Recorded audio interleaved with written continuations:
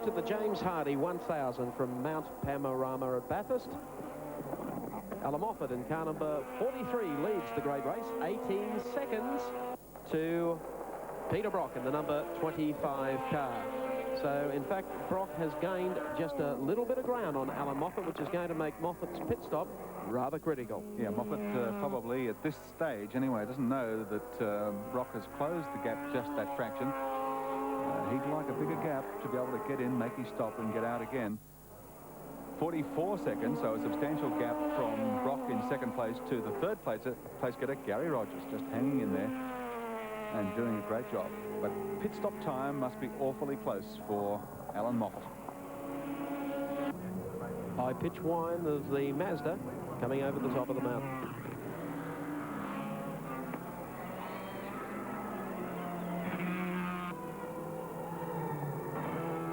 Moffat just drifts the car in and out of the corners, takes the neatest, absolute neatest possible line. Got to keep the revs up in these little machines. Down through Forest Elbow, now Conrod Straight. Moffat coming up behind a couple of cars, moves to the outside.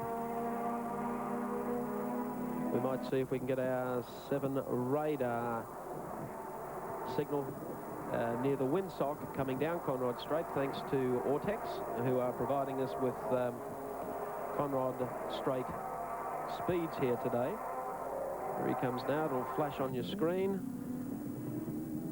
Alan Moffat, 2:51 kilometres an hour. That is very, very fast. Here's Moffat. Well, fastest man has been Dick Johnson in the big V8 Falcon at 260. There's not much between them. That's the big Camaro up front, isn't it? Yes, it's the Bergman entry, and we're inside. George Fury's Nissan Turbo coming down under the player bridge. Takes Bergman on the inside. We pan back through the corner, and you'll see the little 4-cylinder Nissan Turbo and that big 350 Chevrolet Camaro run along pit straight. The gap is now only 15.5 seconds between Moffat and Brock.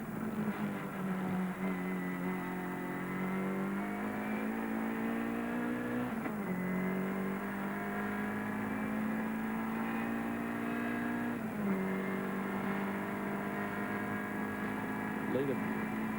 Here we go, coming to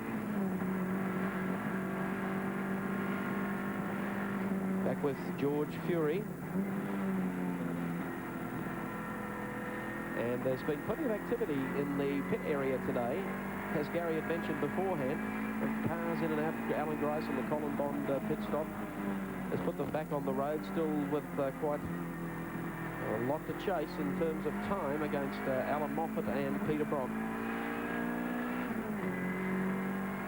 JPS BMW in trouble, and let's have a look what's happening in the pit area. The Alan Moffat second car has come into the pits. Greg Hansford jumps out of the car as we show you this replay, which has just occurred. Greg Hansford helping in the replacement driver, Gary Walden. That's the 34 car. Quite a good pit stop. Hansford helped Walden into the car, make sure everything was okay. Hansford to go behind the pit wall. Gary Walden takes off.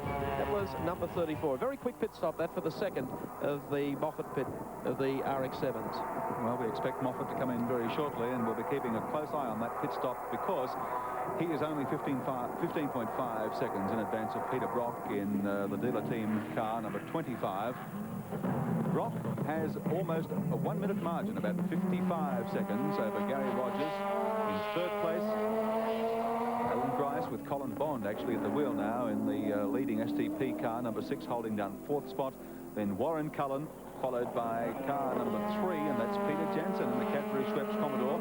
Car number 50, a great job being done out there in the little RX-7, driven by Peter McLeod and Graham Bailey. Peter McLeod at the wheel at the moment, I think, when they change Graham Bailey to take over. The car has been damaged. They've had an encounter with a wall somewhere and have done some damage to the bodywork, but the car obviously still working very well because the McLeod car 50, Slick 50, is up into 6th place in the race. There he is, in touch at the moment, but a lap down on Alan Moffat. Moffat goes through, followed by McLeod. Yes, considerable damage. You can see. Oh, and he's lost it. Oh boy, he's going to do a lot more if he doesn't watch it. That wasn't too slick. Right-hand front of the car has been badly scrunched. He's trying so hard, I guess, to stick with Moffat. Oh, that was the BMW off the side of the road. BMW's on the grass at the top of Mount Panorama. And obviously still with those fuel problems. Hello, and one who has creased the side of the AMCO. That's at the end of Conrod Straight, just near the sand trap, is in fact Jerry Burgess.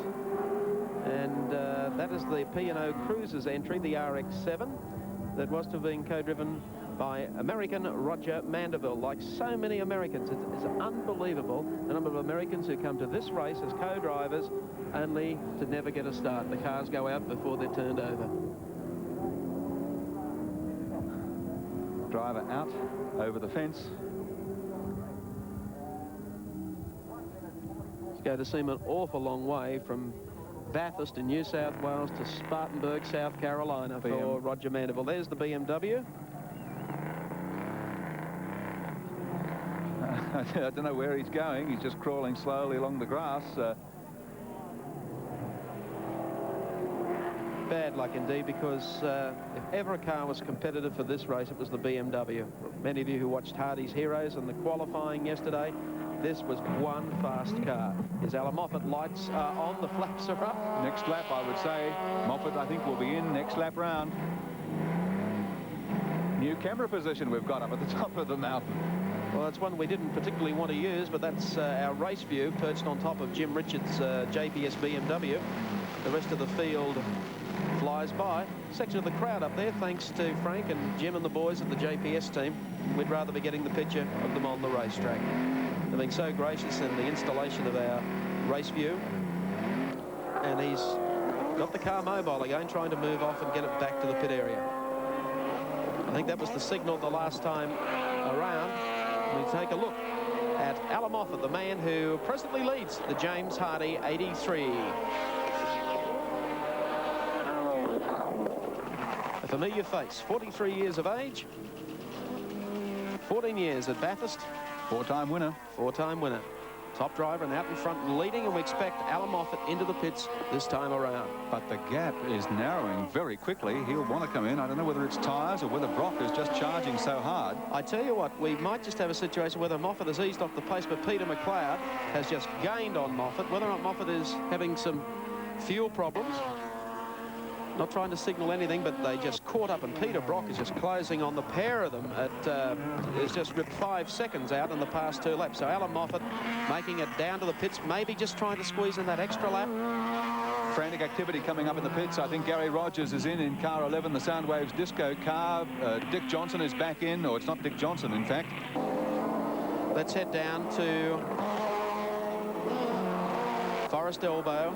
See if McLeod can pass Moffat down Conrod Straight. Moffat, I think, has got the lights on again in the RX-7. That's just to inform the pit crew that he's coming in this time.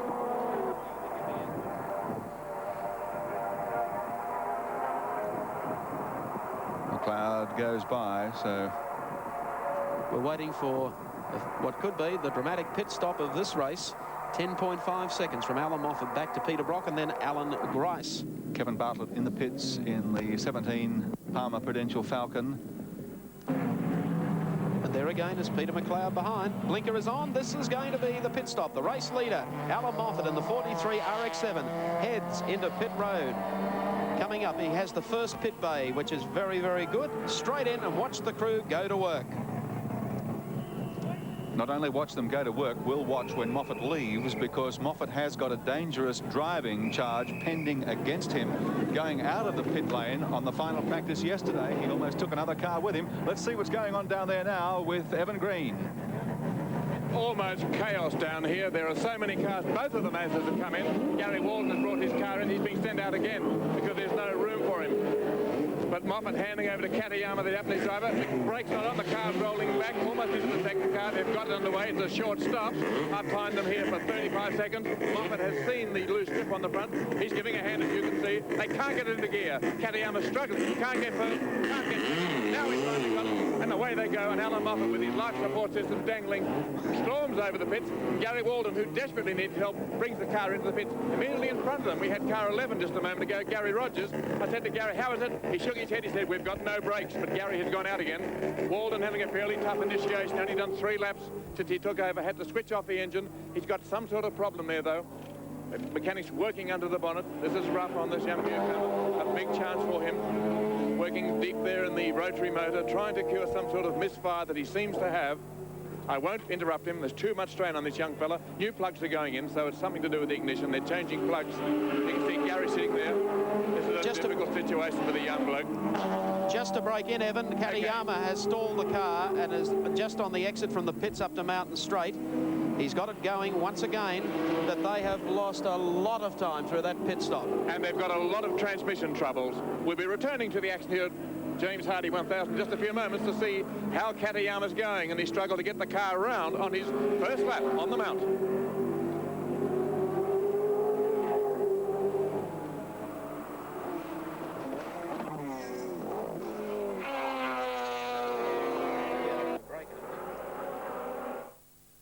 Hardy 1000. We'll take a break and then return live to Mount Panorama at Bathurst.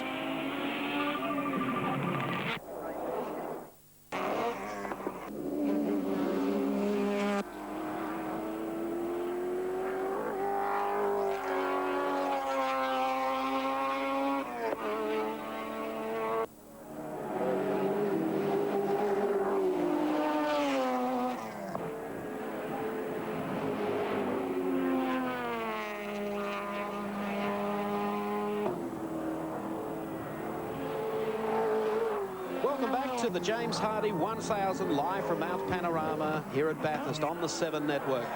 Alan Grice has taken Katayama in car number 43 and has now moved into 2nd place. So at this stage, Katayama has it all to do over again after that pit stop where they spent a little more time than they anticipated, and then the car stalled on the exit from the pits back onto Mountain Straight. He's back into his stride. He certainly hasn't let Grice get too far away from him. They're fairly close as they come down Conrod Straight. 5th place getter in the race, the McLeod Slick 50 Mazda RX-7 in the pits, just completing a change of tyres and a refuel, and is back on its way out again. It looks like Graham Bailey at the wheel as they go out, but I wouldn't be sure of that. They've dropped a couple of places because of that pit stop on the track at the moment. Brock in front, Grice 2nd, Moffat 3rd. Jansen is in 4th place, followed by Bobby Morris. And then car number 12, Jim Keogh. This is the car we saw spear off the track during qualifying, jumped the bottom end of the circuit. They've got it prepared and running well to be running in 6th place at the present time, ahead of Fred Gibson in car number 16, the Nissan Bluebird. 2nd place getter, Colin Bond at the wheel. Katayama at the wheel of car number 43, the Alan Moffat Mazda. And let's take a look at a few facts about this marvelous Japanese driver. Been the Mazda driver, rather, factory driver for such a long time and has done such a marvelous job. You may remember when he came here to drive an RX-3 with Alan Grice, 5 or 6 years ago. He rolled it at the bottom of Conrod and ended up in that big sand pit. It was one of the most spectacular things ever seen. He jumped out of the car, hopped over the wall, raced across the track at the first opportunity, grabbed a camera and went back to take pictures of it. What else could you expect of a Japanese tourist? Katayama heads along the top of the mountain, car number 43. They're placed in 3rd. Peter Brock still the race leader. Well, Peter Brock, after looking so confident leading the race early, only to go out with a blown engine, then to take over brother Phil Brock's role as co-driver to John Harvey, has been able to come back from behind and then now lead the great race, the 83 James Hardy 1000. Automatic timing device for George Fury, telling George his lap times each time as he comes beneath the James Hardy bridge. This is the George Fury Gary Scott car. And you may be able to see the Motorola sign there. Well, as part of the conditional prize money in this race, Motorola is putting up $500 for the car that leads at the end of each successive 25-lap period. Alan Grice picked it up because he was the leader on lap 25. Peter Brock takes the money for being the leader after 50 laps in the great race. There's George Fury busy in the Nissan Turbo over the top of the mountain. And our race leader is Peter Brock in number 25, the Marlborough dealer team Commodore, coming up here behind the Weakston Harrington car that has spent most of the day in and out of the pits with quite a few problems. But Brock, after looking out of it earlier, is back and leading. And that's a feeling that Peter Brock certainly knows well here at Mount Panorama at Bathurst. Six-time winner, going for 7 wins this year. Working to the outside of the Harrington car as they go down Conrod Straight. Taking another car on the outside as well. Heading down towards the windsocket, the John Player Bridge, and down to the end of Conrod Straight. Very comfortable lead too by 1 minute and 33 seconds. Minute and a half in front. So that's well over half a lap, about 2/3 of a lap in front for Peter Brock in 25. As we see him go through, don't be fooled. Now that car behind him is the second of the STP cars, number 14, with Steve Harrington at the wheel. Second place in the race actually held by the first STP car, number 6, with Colin Bond at the wheel, about a minute and 30 seconds adrift. There goes our race leader heading up Mountain Straight again, Peter Brock. Up towards GTX Bend, we'll be dealing with the smaller car class very shortly for you, for all those followers at home following the 3-litre and under class. At the moment, though, coming up to the cutting again, car number 25, Peter Brock. George Fury, who's been carrying race cam around for us, heads up through GTX again. Now the very, very steep rise to the BP cutting. That's pictures from George Fury, but Peter Brock still leads the great race. We'll return to Mount Panorama at Bathurst after this break. James Hardy 1000 Classic, and here we have number 34, the second of the Alan Moffat, Peter Stuyvesant Mazda RX-7s, Gary Walden, the wheel, and ran out of go getting into the cutting and has moved the car back behind the wall. The Katayama will see that as they go past, so one of the two cars appears to be in deep trouble up at the top end near the cutting. Bad luck indeed for Gary Walden, a very strong runner in series production racing this year. But no one's going to tell Gary Walden that if he can get a push, he'll even push the car back to the pits. Be a long push, but at the same time, all the problems in the world. They're going to try and see if they can get it started again. Car just came to a stop in that part of the racetrack, looking to see whether there was any contact with the concrete wall or the safety fence up in that area, because they're working on the outside wheel to see if they can get Gary Walden back and running again, enough to get him back into the pit area. Well, that's bad luck indeed. 1 minute 40 seconds is still the gap that Peter Brock holds over second-placed Alan Grice, with Katayama and Moffat in the 43 car back in third place. Meanwhile, in the smaller car class, here is our leader at the moment, Laurie Nelson, coming down out of Forest Elbow onto Conrod Straight. The Seatons are currently placed in second place in the 3-litre and under class, and Les Gross completing 1, 2, 3 for the Caprice at this stage. But Nelson has been doing well. There's trouble here for car number 29, who has just failed to make it all the way into the pit area. That's the Dick Johnson car of some years ago that struck a rock there. And John Donnelly is your driver. They have a problem. Whether or not the engine has quit on the way back into the pits and they can't get it in there. The marshals have offered to push the car out of harm's way because it would be blocking the number 1 pit bay, or pretty close to it. So there's the Donnelly car, number 29, being pushed just beneath the James Hardy centre and up towards the pits. So there goes there's our 3-litre class leader, Laurie Nelson, up the straight heading up to GTX Bend. Doing it nicely. The car's been running perfectly all day. And the Seatons, the father and son combination of Barry and Glenn Seaton, as I mentioned before, in second place with Les Gross and Cant running in third.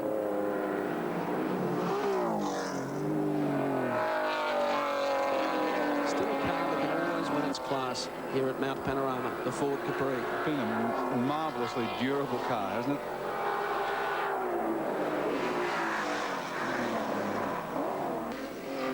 Through the cutting, and there is your 3-litre class leader at this stage, Laurie Nelson, going through.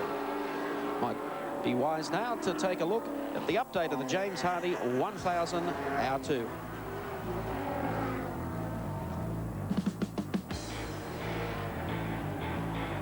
Second hour of the race saw Dick Johnson in the 17 Palmer Prudential Falcon, or a car that looks very much like it, in the pits and in a little bit of trouble.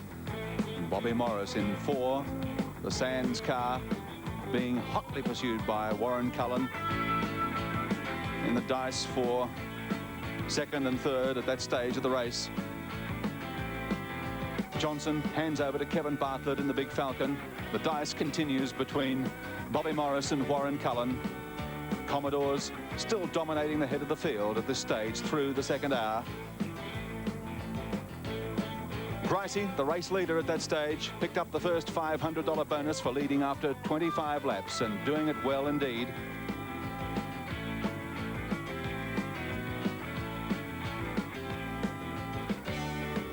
Car 15 back on the track. George Fury in the Nissan Bluebird gave us race cam pictures and seemed to be enjoying himself, although by this stage he was off the pace after an unscheduled early pit stop. Grice in the pits, Bond at the wheel, but on the track Moffat had taken over as the race leader.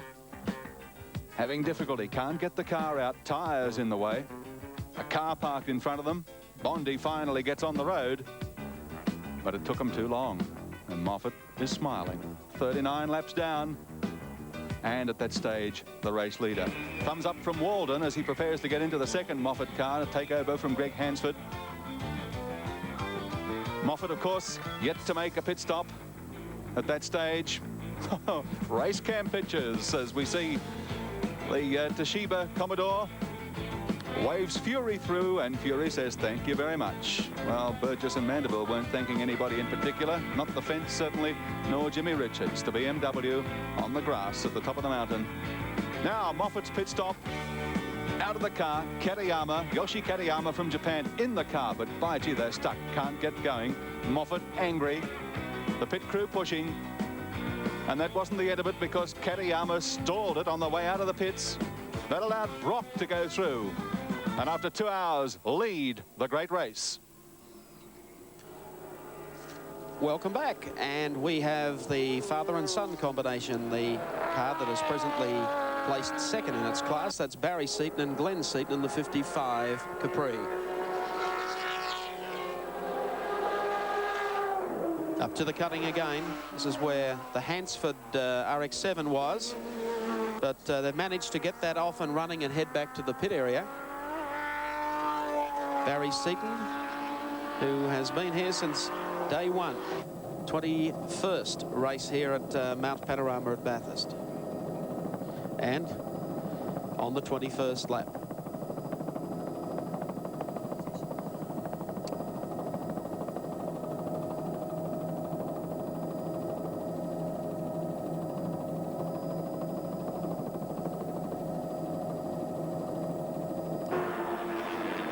Seaton and Son, as we mentioned just a moment ago, those ever reliable Capris.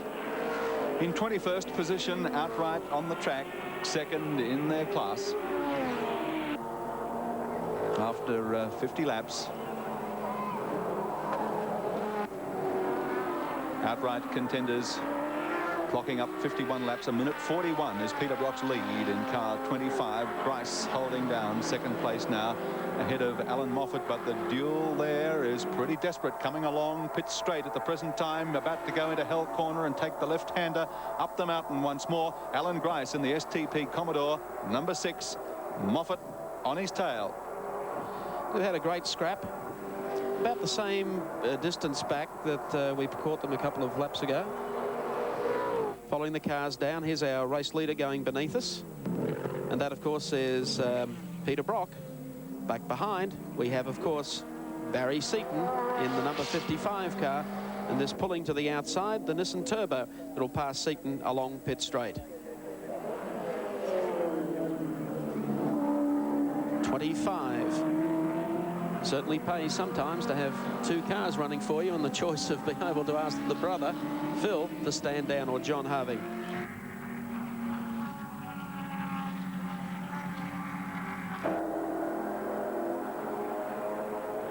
Up towards GTX Bend. There's your race leader, Peter Brock. We'll take a break and then return live to Mount Panorama at Bathurst. Change. They're making a wheel change all round. They haven't had time to do it. And a second can of fuel going in. Peter Brock adjusting the belt and just telling Larry how the car is, what the track is like. The car's down. That's a quick stop. The screen being cleaned. They're finished. They're on the way. And car 25 out. Peter Brock.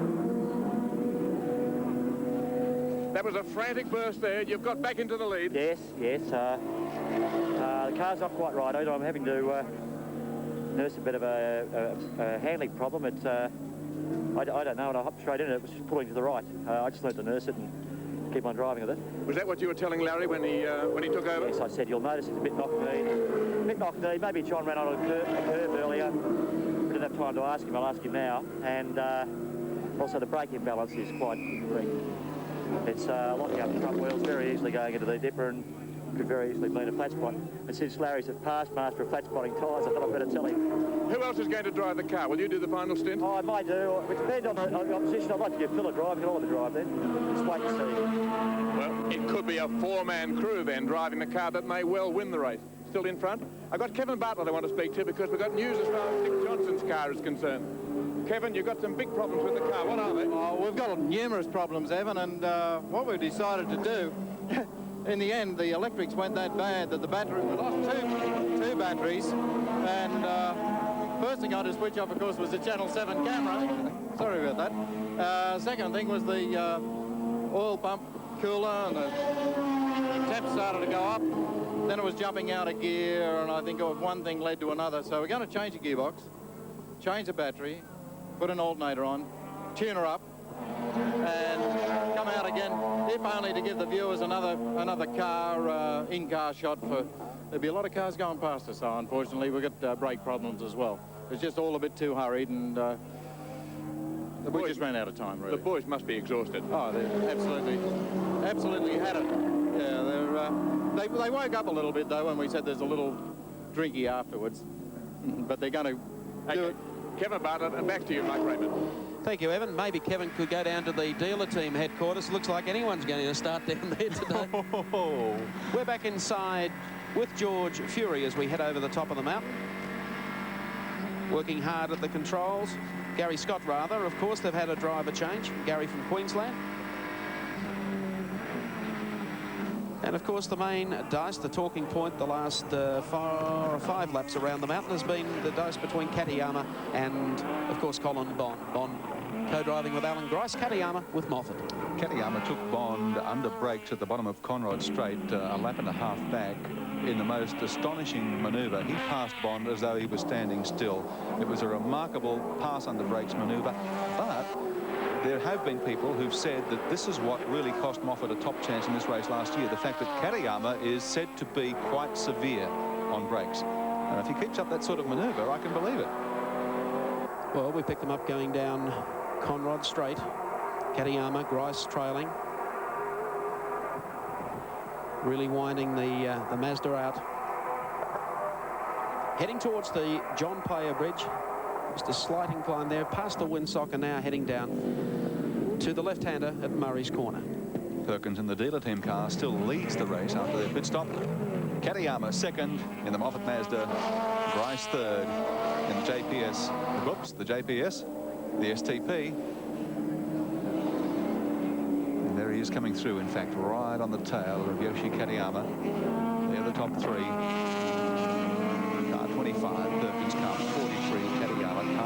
Grice. Fourth place at the present time is held down by car number 4. That's Bob Morris in the John Sands Rusty French entry. And then a remarkable job, really, holding down 5th place on the racetrack is Jim Keogh in the number 12 Commodore.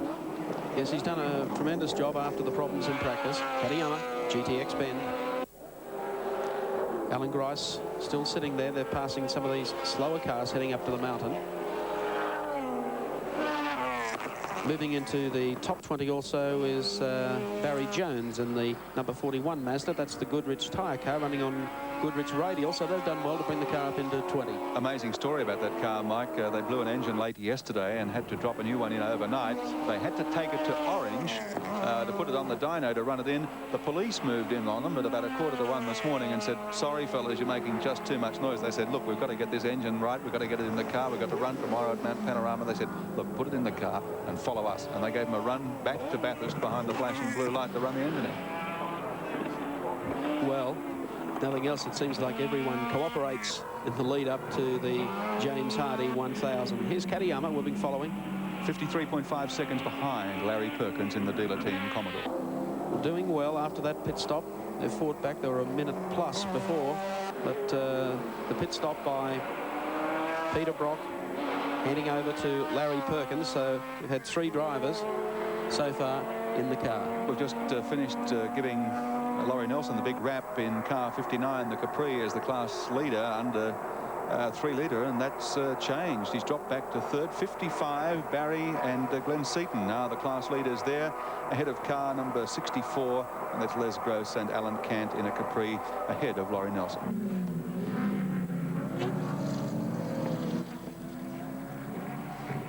Here's Bob Morris calling to the pits. Driver change. Rusty French taking over the car. Alan Brown helping. Alan Brown has taken over the role as team manager for the weekend. Was to have co-driven the car with Rusty French.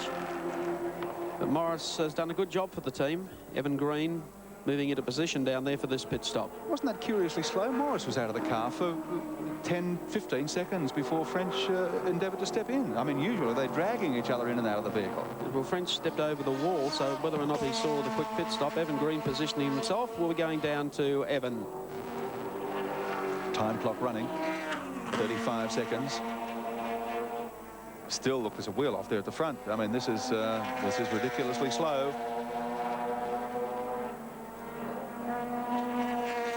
They were in 7th spot. They're not going to be now. Drop back to 8th. Car 16, in fact, has moved ahead of them on the track, and that's Fred Gibson in the 2nd Nissan Bluebird entry. And that puts Gibbo up into 7th place.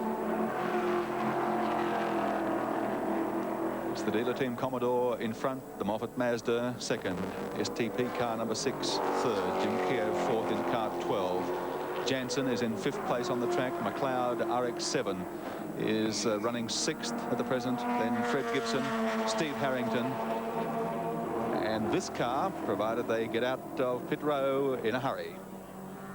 1:07.71 the time for the pit stop, and Rusty French takes off in car number 4. There's more interesting action to follow in the James Hardy 1983 version from Mount Panorama at Bathurst. We'll take a break and we'll be back. Speculating about the reason for the long change. Well, the reason is that Bob Morris looks exhausted. Bob, you've driven yourself into the ground. Yes, I think it's probably lack of racing during the year and race condition, but I think, you know, it was probably a bit much to do the 2 sessions straight off. The car is going very well. We had an oil fume problem, and I started being sick at the wheel, so I thought I went as far as I could so we wouldn't have to make an extra stop, and hand it over to Rusty. Does the heat make things worse? Yeah, the heat's really bad in the car, and but the car's going very well. There's no problems with it, and we're really happy with it. It's been a great drive. We'll let you recover and get your breath back. Bobby Morris, back to you, Mike. Thank you, Evan.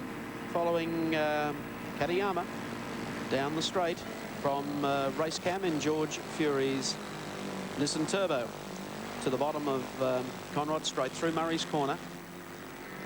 Should be able to gauge the speed difference between the Mazda with the 13B engine and George Fury in the turbocharged Nissan Bluebird. To Hell Corner, left-hander. Now the run to Mountain Straight. Next corner they come up on is the right-hander at GTX Bend.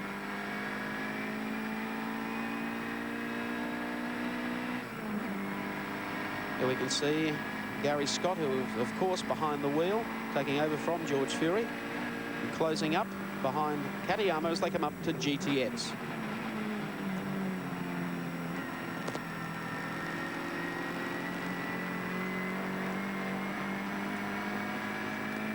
Heading up towards BP Cutting, left-hander, which they approach now.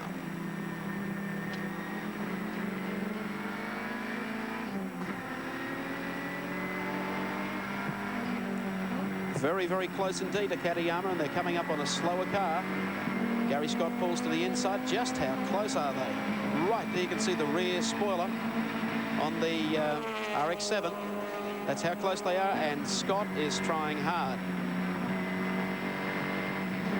Across the top of the mountain, coming up on a slower car. Wait to see whether the car moves out of the way. It is close company there, right behind that Commodore. And through the dipper. Down now through the S's, towards Forest Elbow.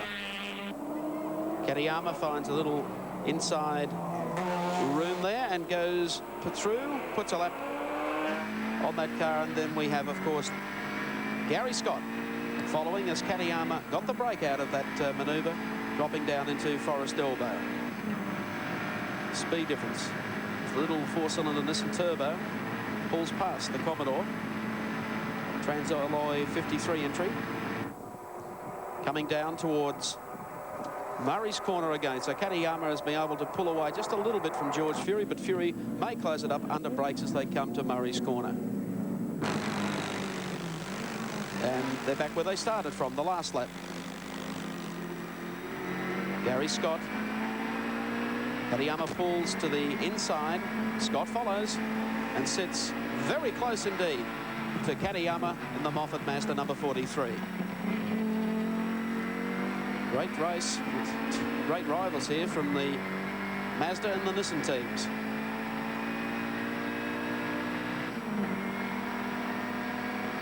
Heading up Mountain Straight, and Scott now pulls to the outside and goes past Katayama. We pan back to show you the other shot now. We were looking at the rear of the RX-7. Now you can see the front of it as it follows Gary Scott into GTX Bend. Had a great scrap for the last 5 laps of this race. There's Katayama, number 43, up to the cutting once again.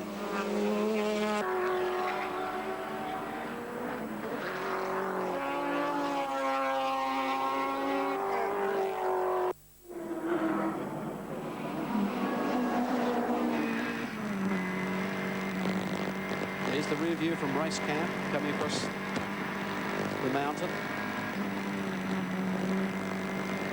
And leading Katayama over that part of the circuit. Once again down into the cross skyline to the dipper. The S's and down towards Forest Elbow.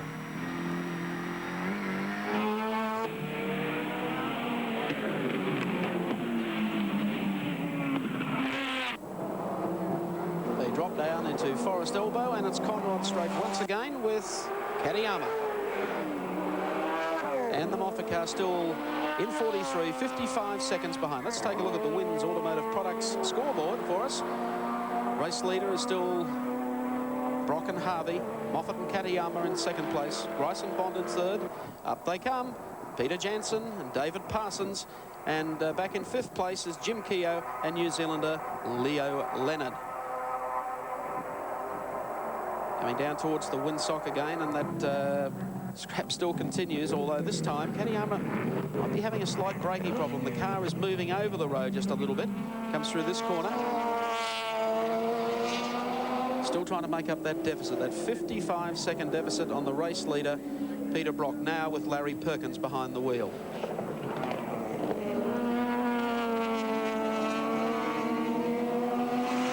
Mountain Straight as... Pulling into the pits is Gary Scott. In for a pit stop in the Nissan Turbo. talking to Howard Marsden, the team manager. There you can see the hood coming up. Scott sits patiently in the pits. Marsden supervising the pit stop as mechanics move in, taking a look at the motor.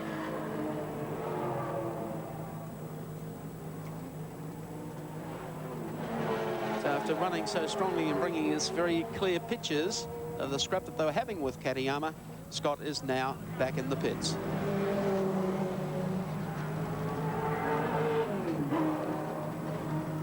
Well, the race lead still Peter Brock, 55 seconds back to the 43 car. Then, of course, Alan Grice still in third place. Our ticker continues as Gary Scott just had a glass of or a sip of water. He's ready to go back out again. We'll take a break and then return to Mount Panorama at Bathurst for the great race.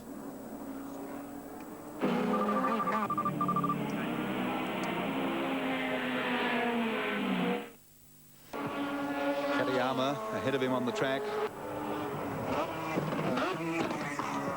This man really done a tremendous job with this car to be in the race, let alone occupying 5th position as he is at the present time, with 65 laps gone in the great race for 1983. And a lot of the starters gone too, I might tell you. It has been the most horrendous affair for many of these competitors.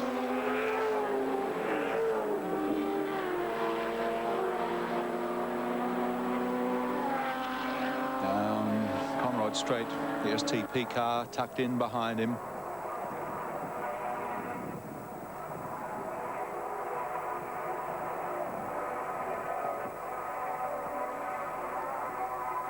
The whine of the big V8 engines. And of course, it's a V8 fight at the moment, with the exception of car 43, the Moffat Mazda, with Katayama at the wheel. But going through at the moment, Keogh in car 12, Bond in car 6, the lead car for STP. Bond pulls alongside. He's in third spot on the track, takes Keogh.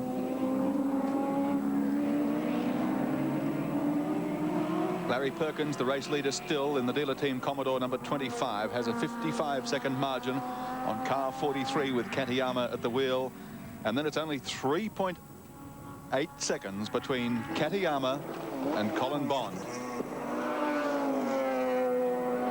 So we'll probably see Bondi swing onto the tail of Katayama pretty shortly, although Katayama probably will just have the edge over the top of the mountain. Perhaps next time round the bottom of Conrod Straight we'll find the big V8 closing the gap somewhat. Somebody going quite slowly there pulls over to the right and allows the other faster cars through, quite rightly and gentlemanly of him.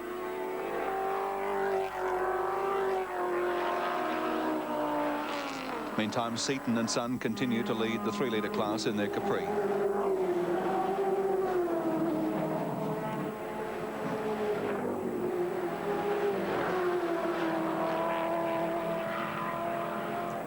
Jim Keogh, Melbourne solicitor, gets a lot of fun. Oh, puts a lot into motor racing. A lot of effort, a lot of time, and a lot of money, because it is not cheap.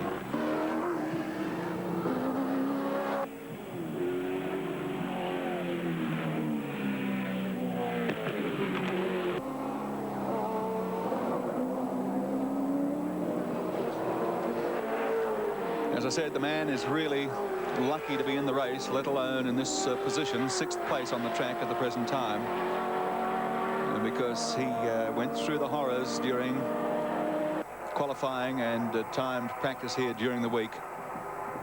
After slaving, as I said, with time and money to get the car ready and to make it competitive, the whole thing almost came unstuck for Jim Keogh and the Toshiba Commodore. This is what happened on Friday at the bottom of Conrod Straight in timed practice.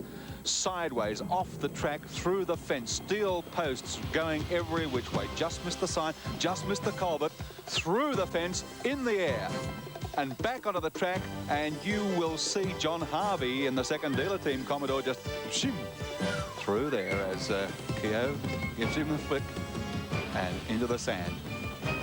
Well, they work like demons to get it back in shape, and as you can see, on his way up Conrod Straight and sitting pretty in 5th place.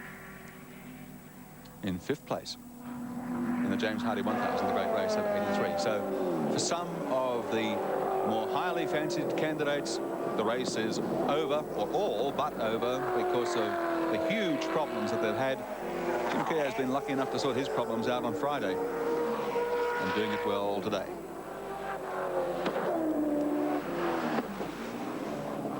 Car 11, we've had in the pits Gary Rogers, the Soundwaves disco car.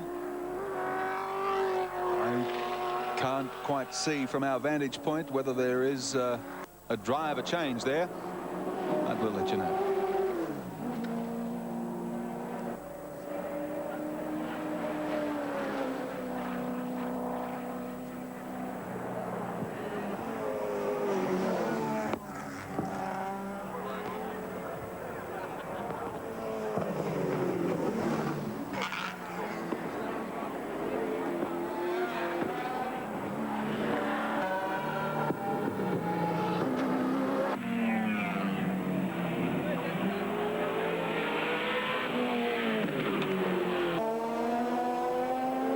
.67 laps down. That means just under 100 to go. 96 laps to go, and one wonders just how many will survive the awful rate of attrition in this race. Larry Perkins at the wheel of the only surviving dealer team Commodore in the race. He's the 3rd man to have the seat in the car today. Johnny Harvey started out that way. 05 went west. Peter Brock stepped in Harvey's place. And then when Brock came in, he handed over to Larry Perkins, who was his original co-driver in 05. And Brock has made mention of giving brother Phil a drive. I think we better get the guys over there to check just how many drivers they can have in this car on one day. I'm sure Evan will be bringing us up to date on that. Here's the Harris Cook car coming in to the pits. These are the guys that handed over the big Falcon to Dick Johnson as a replacement for the Palmer Prudential wipeout at Forest Elbow during Hardie's Heroes. And they've done pretty well in a car that Harris freely admitted he'd never driven before, not even the make or model, before stepping into it this morning. They were quite highly placed at one stage. They've tended to drop back a little in the field at the present time. You know, there are only 3 cars on the front running lap. Perkins in 25, Katayama in 43, and Bond in car number 6.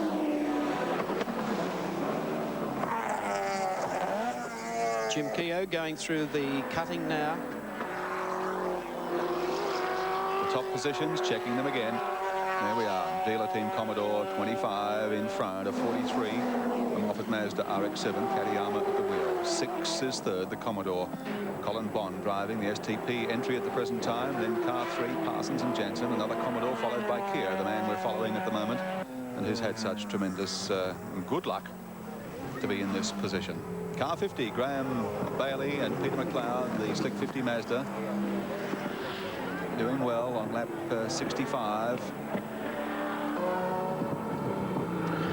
Then Wigston, Harrington, the second STP car, French and Gibson, the first Nissan Bluebird, the only Nissan. No, I'm sorry, George Fury is still out there.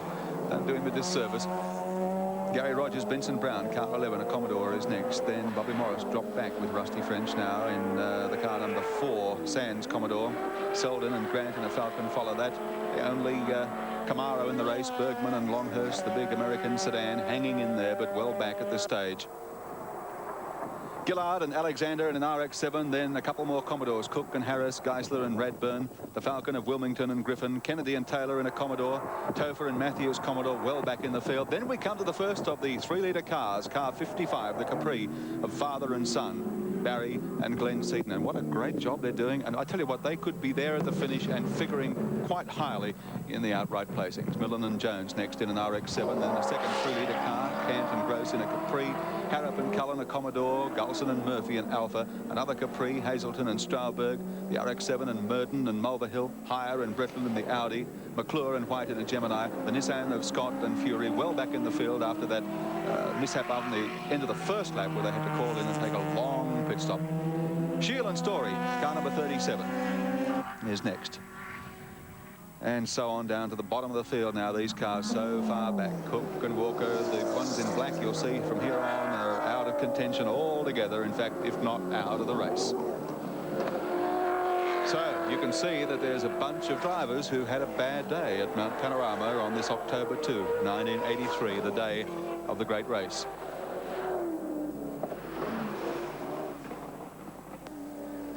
Pause for breath.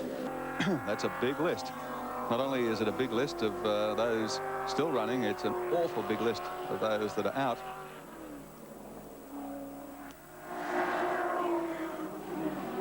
Jim Keogh still circulating, though, and so is Larry Perkins in car 25. He leads the great race at this stage, and we'll be returning to it at Mount Panorama after this break.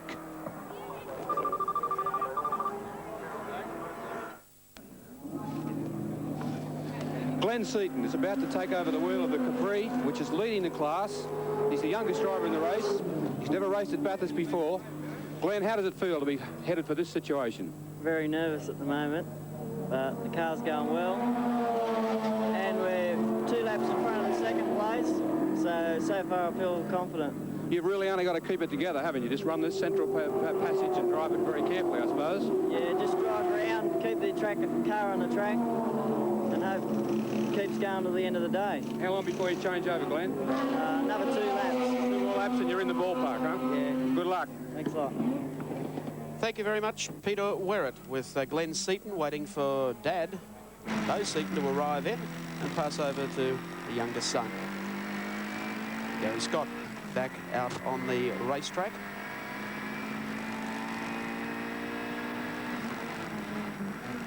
Bringing some great pictures from race cam inside the Nissan Turbo today. It's really a pity that they had the gearbox problem at the start of the race that put them so well down in the list and out of contention. There's 55, Barry Seaton. 21 years of racing in the distance events here at Mount Panorama. And being passed there on the outside as Barry, we believe, heading into the pit area. Looks a little like the Barry Jones Millen Goodrich car. Going ahead in the Mazda, coming down to the windsock and to the player bridge. So we expect Barry Seaton in shortly. Peter's already spoken with Glenn, and they're trying to make sure they can protect the lead that they have in the 3-litre class. It's not going to be this lap as Seaton goes across the line. Just ahead of him is the scrap going on with Terry Shield and Barry Jones, 2 great rivals from the Amaru Park season in Sydney. Barry Jones, we mentioned before, is driving on street radials for, or on radials rather, street radials for the James Hardy race this year. Was up to 20th position. We'll keep you in touch with how he's going through the field. Terry Shield had a very long pit stop earlier in the race, but the car is out and running quite well at the present time. And as Mike said, these two are old adversaries from our telecasts at Amaru Park, and it's good to see them in action here at Mount Panorama at Bathurst. Shield just seems to have the edge on Jones and the Goodrich car going up the mountain.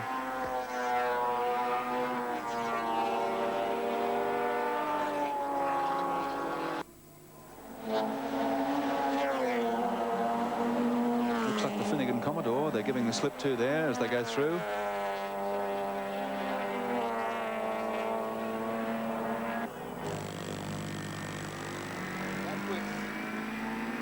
Back with George Fury under the Hardy Bridge along Pitt Straight. Gary Scott at the wheel into Hell Corner and working up towards the mountain via Mountain Straight and GTX Bend. Gap still about the same between the race leader, Peter Brock, and the Katayama Moffat entry, 51 seconds and 11.5 seconds back to Alan Grice in 3rd place.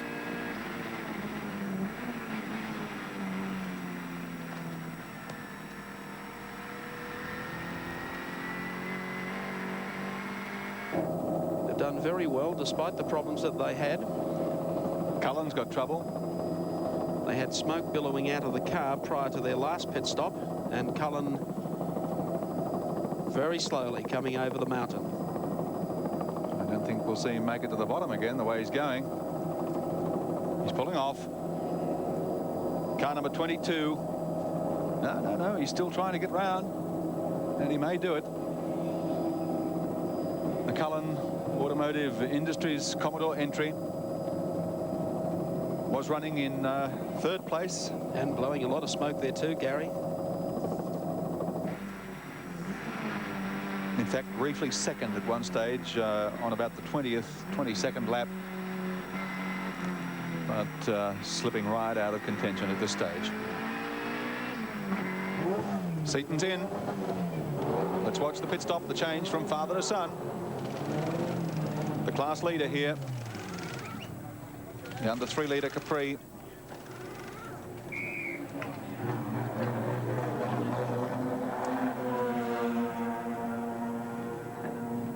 Peter Wherrett standing by.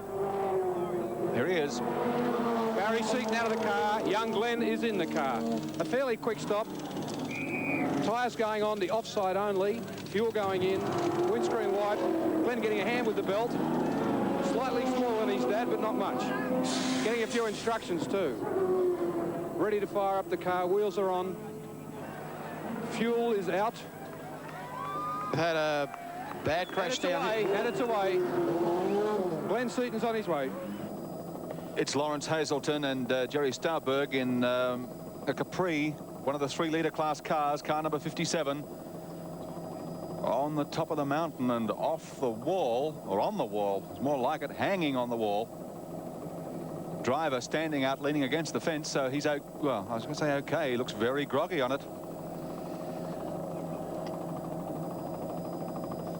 Very lucky driver indeed. The car is just perched on top of the wall, keeping in mind to viewers at home there were many years when there was no concrete wall to the left-hand side going across the mountain. It's a drop straight down. Oh, he could have ended up anywhere. Well, there's our chopper shot of 57. That's had a moment up there and has got up on top of the concrete wall at the top end of the mountain.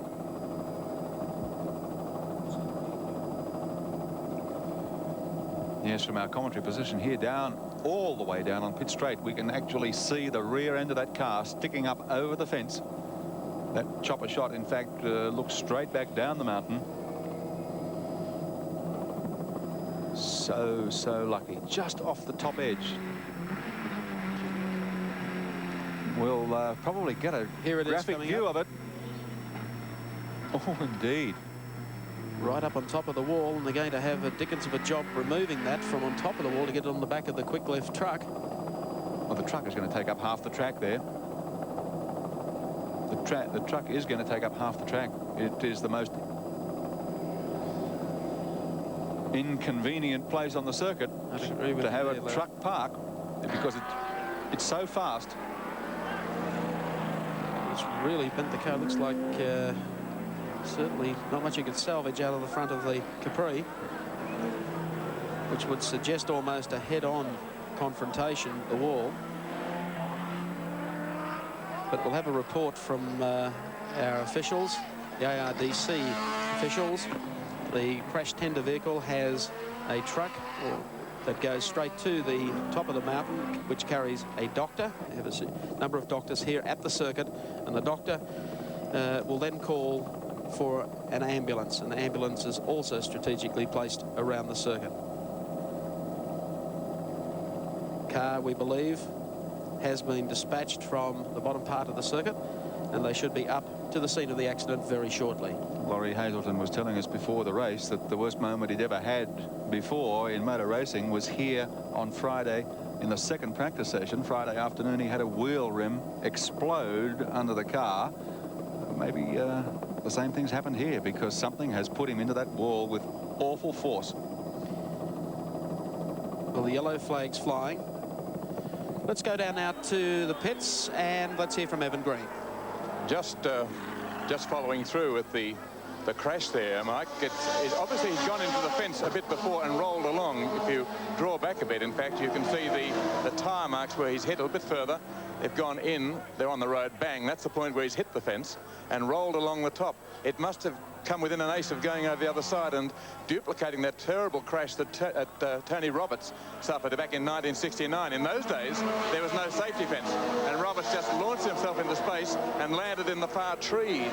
You can see the Strawberg's bonnet there where it's been torn off the car, but that has done a wall of death act, rolling right along the top of the fence and must have come perilously close to going over.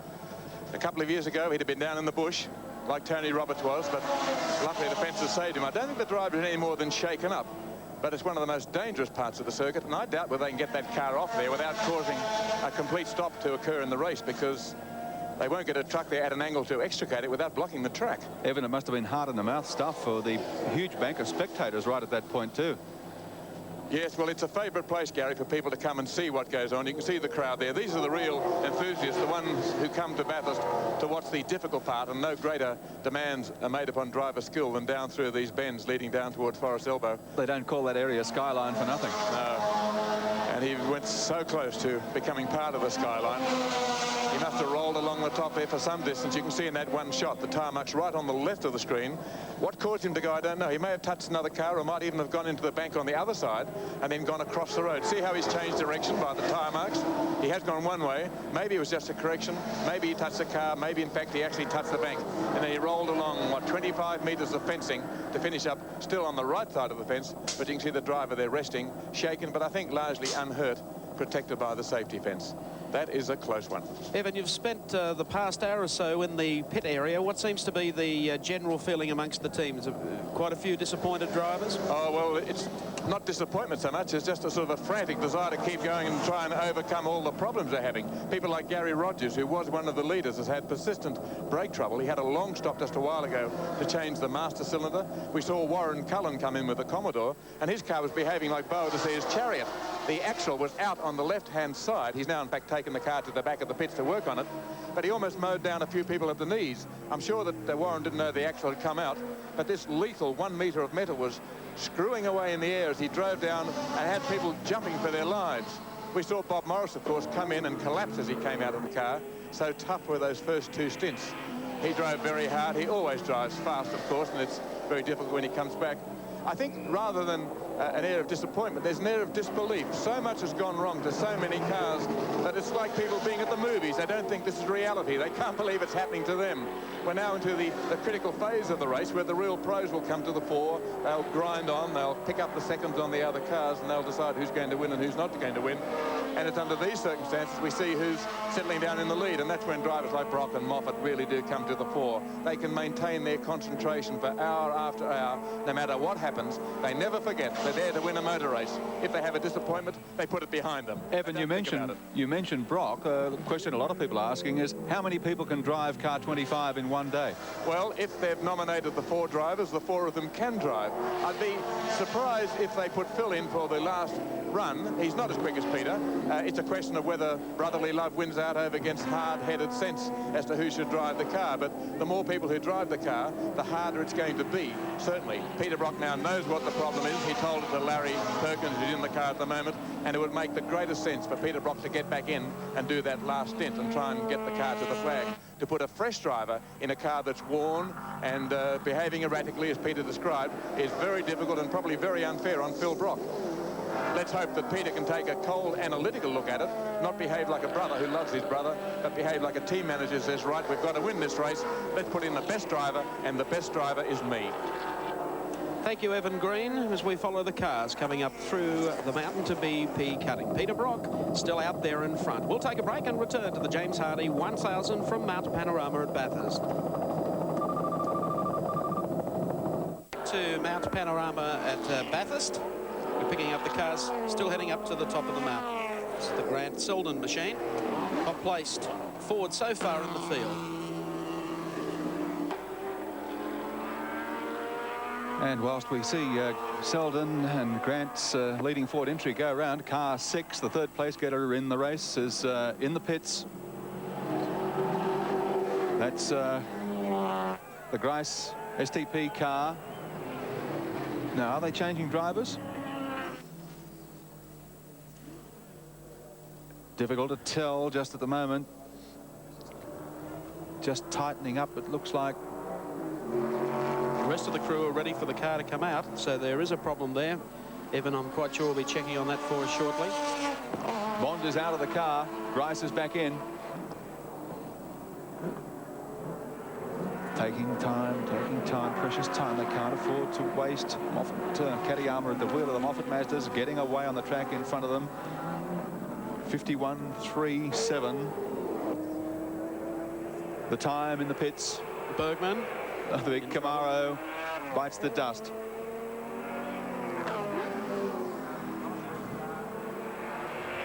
The yellow flag matching the car colour. At the top of the mountain, the car parked across there on the grass, as you can see. Been a number of incidents up at the top of the mountain for the past half hour or so in the race. Not the place a driver really wants to retire from a race and step out of the car and then join the spectators. They're a very vocal group on the top of Mount Panorama. However, the Camaro is a non-goer at this stage in the James Hardy 1000 for 83.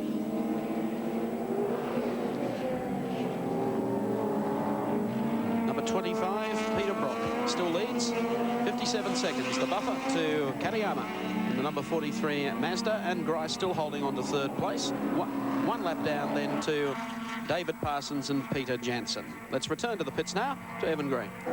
I'm sitting in here with Andrew Harris. Andrew, you were the almost forgotten man about the big drama last time, swapping cars. It was you who gave your car to Dick Johnson.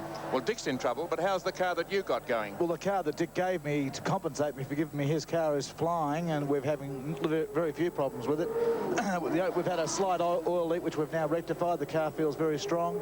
Gary Cook's back in the car and lapping at about 223, 224. I think the car's going to go well, and we'll probably run out in the top 10 if it holds together. Well, it's fine for Gary. He's used to driving Commodores, but it's your first stint. You were driving Falcons up till now. That's right. How did you find it getting into an absolutely strange motor car? Oh, it was really odd. I mean, I stepped in the car. The Falcon, as you know, is a very light car to drive because it's got power steering, but very big. And all of a sudden, I'm in a Commodore, and you can actually see out of the car in a Commodore. You can see the ground there, and you can see the ground there. And it's a much faster car out of corners and much more twitchy. So it took me about 10 laps to settle into it before I got down to reasonable times. Andrew, what sort of deal was worked out that enabled you to give your car to Dick Johnson and accept another car from someone else?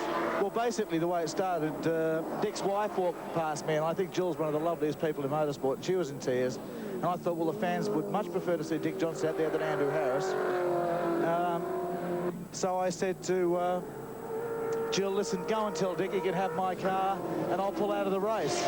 And as soon as I did that, the manager of Prudential came down, not the manager of Prudential, Palmer's, yeah. Came down and said, no, we won't accept that. We'd love to take the car because Dick has to run a Falcon. We will find you another car to race. And you can see on the screen, there it is, running strong as strong. And backed by the people of Bendigo. Yes, it's just, we did a straight changeover, in fact. I'm using that car for the weekend, which is now, in fact, owned by Dick Johnson. At the end of the weekend, I get my car back and Dick gets his back. But I think the way this thing's going, we might try and talk a deal at the end of the weekend. Well, you totally confused me. I forgot, I don't know who owns what car, but at least you're going well. Yes. And the people of Bendigo have every right to be cheering. Thanks very much, Evan. Thank you, Andrew Harris. Back to you, Mike. Thank you very much to Evan Green and Andrew Harris. There's Gary Cook in the car, the Bendigo 9 Commodore coming down through the dipper. Yes, amazing deal, the way that was worked out within a couple of hours yesterday of the crash during qualifying by Dick Johnson. Ross Palmer from Palmer Prudential is the man with the fat checkbook that just scribbles his name on the bottom of all those zeros. And it allowed everybody to come out happy. The Palmer Prudential Falcon back on the racetrack, at least for a time. And certainly Harris and Cook were happy. Now, the secret here is that Perkins in car 25, the dealer team Commodore, is extending the lead over Katayama in 43. It's now just on 1 minute, the margin between first and second. Alan Grice now back at the wheel of car 6, the STP Commodore, still holding down third place on the track. They are the only 3 cars on the lead lap. It's then 1 lap down to Peter Jansen in the Cadbury Schweppes Commodore. Also 1 lap down, car 50, the Slick 50 Mazda of Peter McLeod, and also car 12, the Toshiba Commodore of Jim Keogh, although Keogh just made a pit stop and he may have dropped a little further back. Heading up Mountain Straight again towards GTX Bend. Peter Brock passes down pit straight, still, or not Peter Brock rather, but Larry Perkins in the Brock car. 59.6 in front, as Gary mentioned. Katayama still running in second place in the Alan Moffat Mazda, and Alan Grice and Colin Bond holding down third place. Would seem through consistency that coming up through the field again is car number 3, was in this race with a big chance of outright victory. That's Peter Jansen and young David Parsons. They've done well, although a lap down, still running in 4th place. They have a tremendous record here for finishing in the top 4 each year.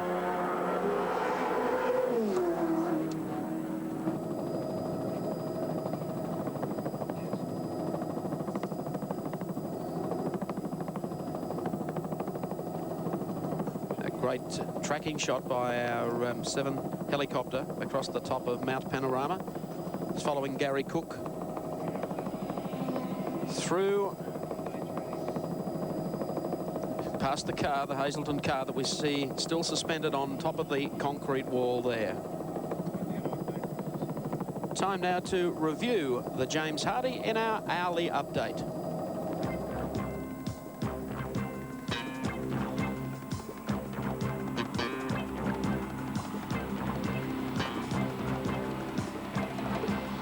Third hour of the great race, the James Hardy 1000, saw Gary Walden in the second Stuyvesant entry. Car number 34 stalled at the top of the mountain shortly after taking over the car. And at the bottom, same story, different entry. Car number 29, the John Donnelly Falcon, also out of business. Peter Brock comes in for a pit stop, having taken over the 25 Falcon and about to hand over the wheel. Brock out. Larry Perkins takes the wheel of the 25 car. This car flying on the track, but so is this one with the Japanese Works Mazda driver now at the wheel of Moffat Mazda 43, Yoshi Katayama. Forced the pace in the third hour of the race. Bobby Morris, who had done so, into the pits, handing over to Rusty French, the man who gave Morris the late drive in the car. It's cost them places, though. Back on the track, race cam in the Nissan Bluebird of George Fury, following Katayama across the top and down the mountain. Bobby Morris had handed over to Rusty French, and I can tell you what, it was hard work out on the mountain today, not only for Bobby Morris, but for all the drivers in the race. Jim Keogh, the Sheba, Commodore, so well placed after surviving the dramas of practice. And Morris, as you can see, it's been a tough day. His first race drive for a year. Jones and Shield go through. Mazda competitors, and car 55, the 3-litre class leader, Barry Seaton. And on top of the mountain, Laurie Hazelton. Oh, what a mishap in the car 57 Capri, sitting off the wall at Skyline. All the drama in the third hour of the great race for 1983, the James Hardy 1000. It's over for this car. And the James Hardy race continues as we track the field down through Conrod Straight. This is Phil Alexander in the 35 Mazda RX-7. 2 laps down on the leaders,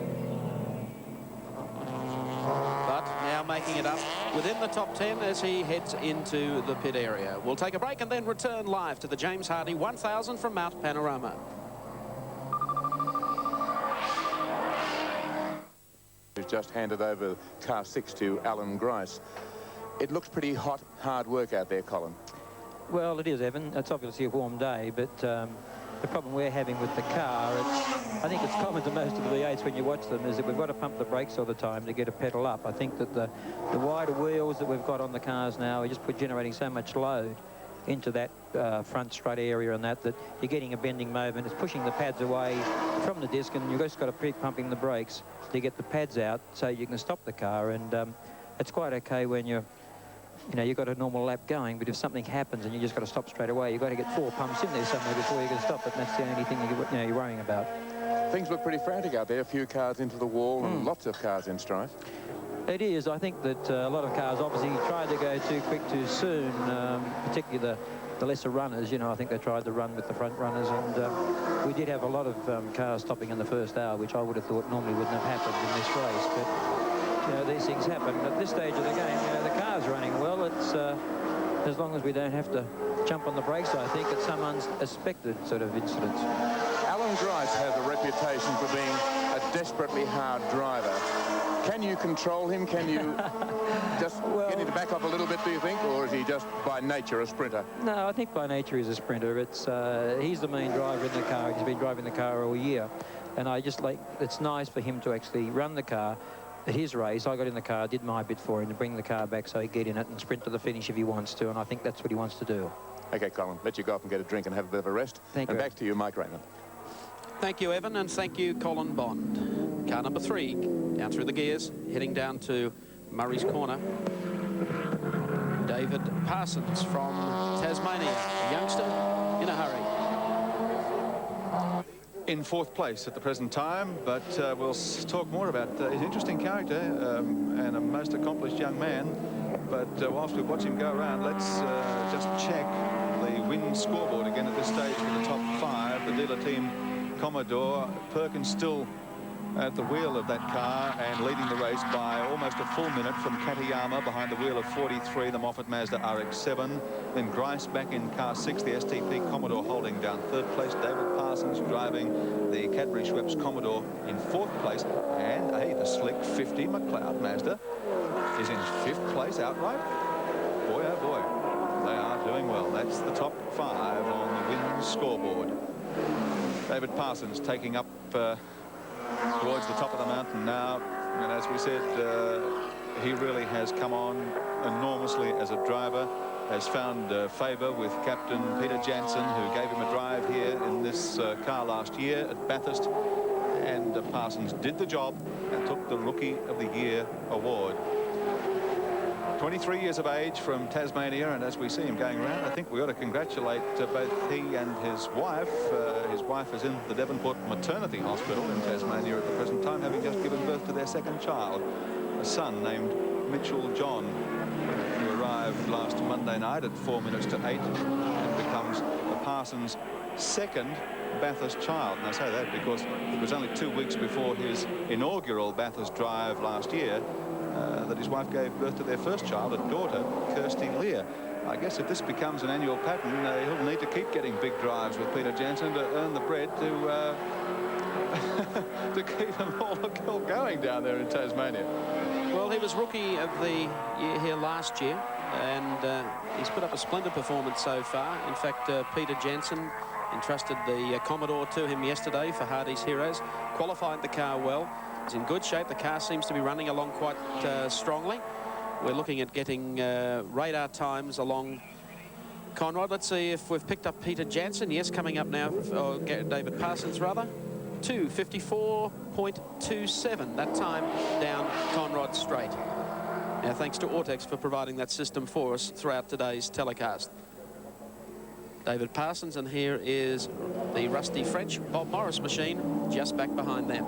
Mike, a few people that saw the car off the top of the mountain there, the Laurie Hazelton Capri number 57 hanging off the wall at Skyline, were curious and a little indignant, in fact, to know why they couldn't see an ambulance racing up there to take care of the driver. The fact is, every time the marshal's car and the crash truck go out, a doctor goes with them, and he then calls an ambulance if it's required. And I'm happy to say that in this case it wasn't. The driver of the car has been checked by the doctor, and although severely shaken, is otherwise okay.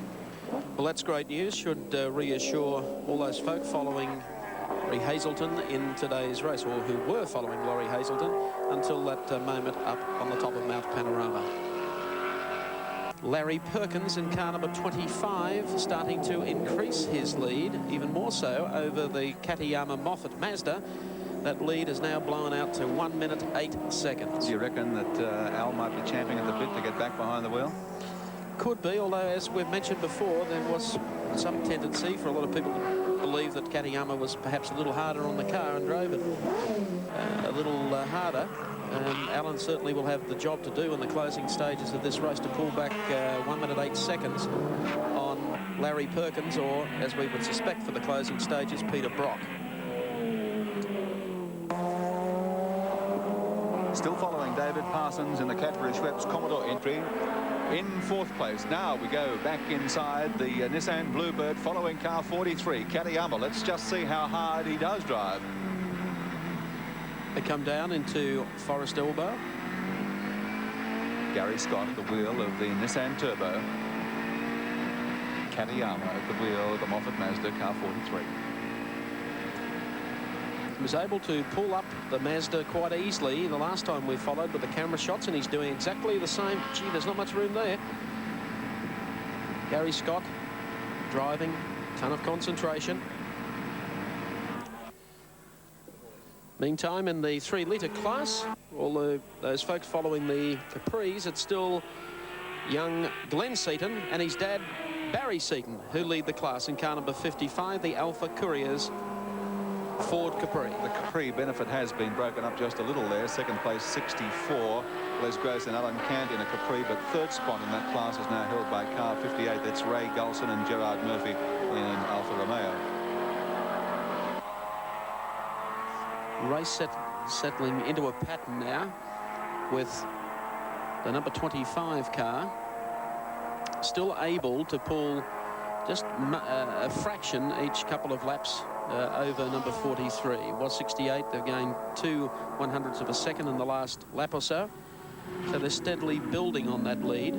I think they would like to have as much of a lead as they can over the Alan Moffat Katayama Mazda RX-7. There's Barry Seaton that we were following. A section of the crowd here today along the pit straight, Mount Panorama. There's the STP car. Goes through. It's the and second heads up car. the mountain. That's the Wigston entry, heading up Mountain Straight. 84 laps into the James Hardy 1000 for this year.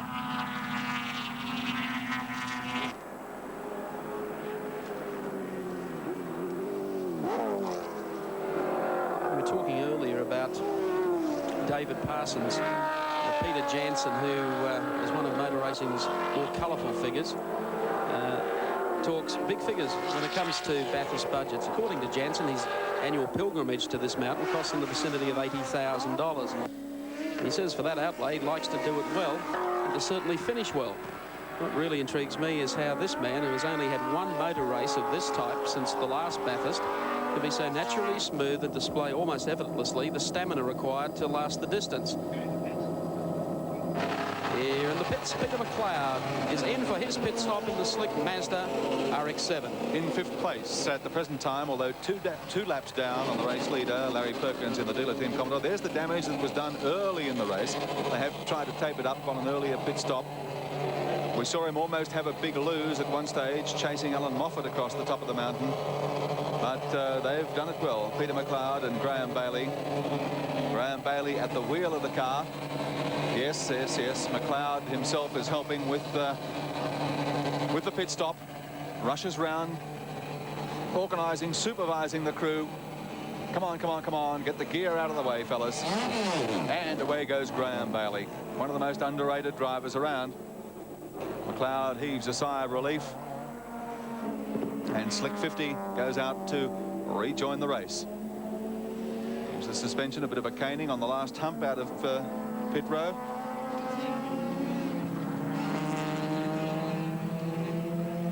Fighting back through some traffic too as he left the pits. Graham Bailey on his 5th Bathurst, and also a father of 5. The 5s are working well for Graham Bailey, heading up to Mountain Straight. Back down to the pits to Evan Graham. Peter, you gave Graham Bailey then a drink. Does that suggest he's going to stay in the car for the rest of the race? No, Graham's staying in for another 32 laps, which is our race plan, and everything's going according to plan at the moment.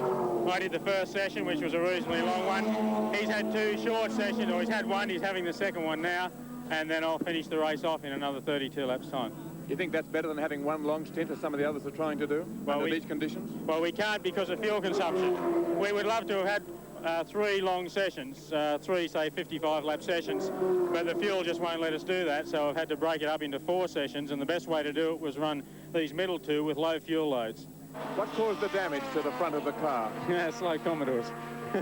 Yeah, I'm afraid there's some very mobile chicanes out there, and it makes it very, very difficult to keep your fast lines when they don't look in their mirrors and they just sort of meander around as if it's a Sunday picnic. I think some of them don't. We've realised that some of us work 12 months to get here. They just turn up with $1 million on the day and act as if it's a, you know, as I say, a Sunday picnic or a Hollywood stint.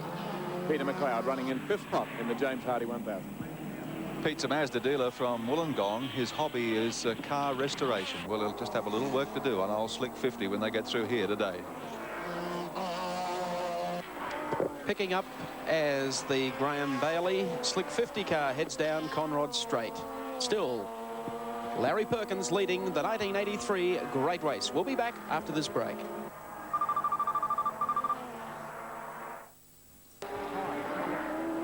At Mount Panorama, and the race leader is car 25, the dealer team Commodore, entry number 2, but with a swag of drivers, and the man behind the wheel at the moment and doing a great job is Larry Perkins, extending their lead over Moffat's Mazda car 43 with Yoshi Katayama at the wheel at the present time. Larry Perkins, one of the most interesting men in motor racing in Australia today.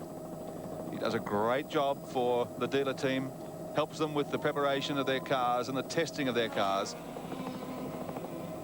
Bathurst record, you can see he's been in 5 times. Winner last year with Peter Brock in the dealer team Commodore. Hasn't had a bad moment, he says.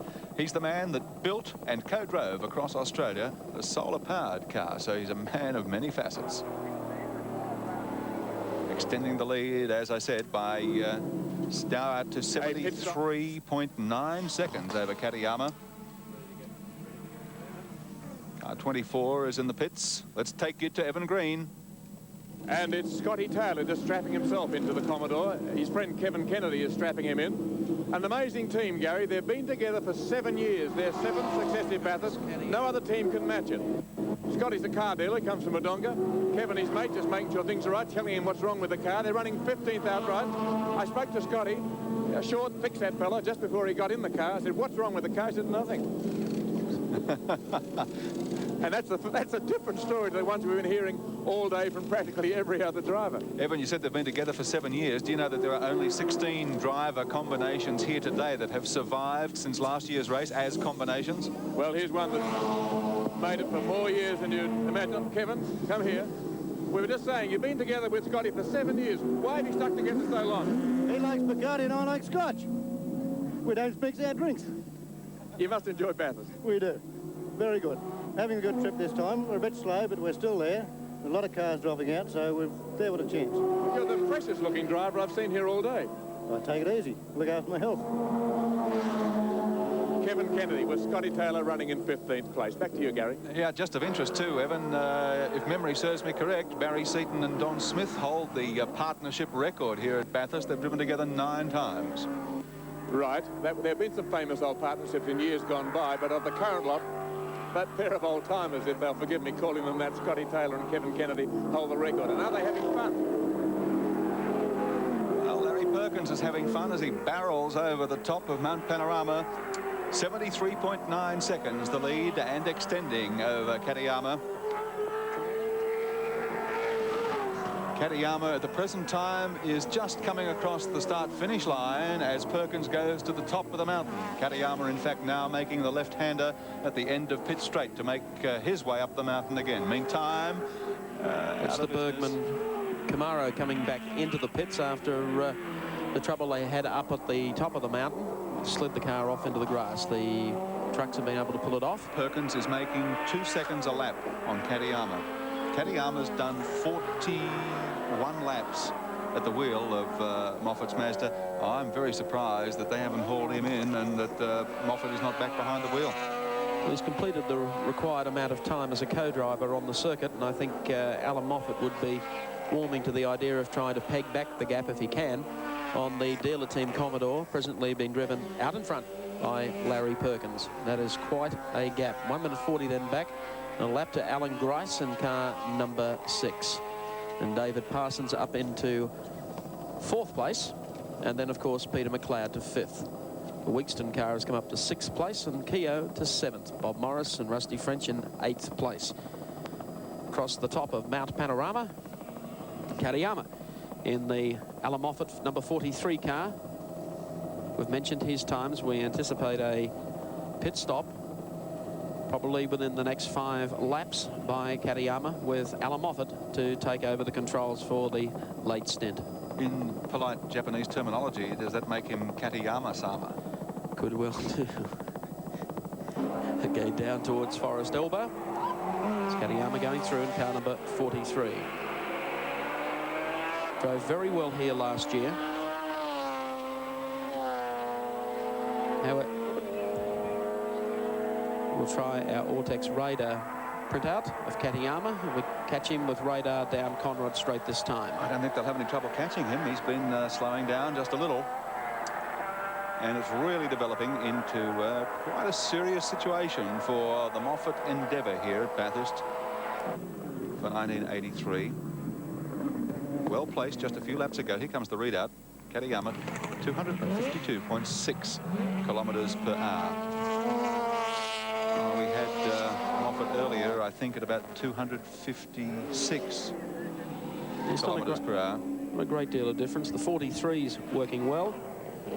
Katayama in car 43, co-driving with Alan Moffat, who is 43. And if you'd believed all the talk before the start of the race about how uncompetitive the Mazdas would be against the V8s, you would believe that they would finish in 43rd place. No such thing. They're up there in 2nd at the moment. Starting to lose a little bit of time, as we mentioned, to Larry Perkins and the dealer team Commodore. Good shot there of Katayama coming up through GTX Bend.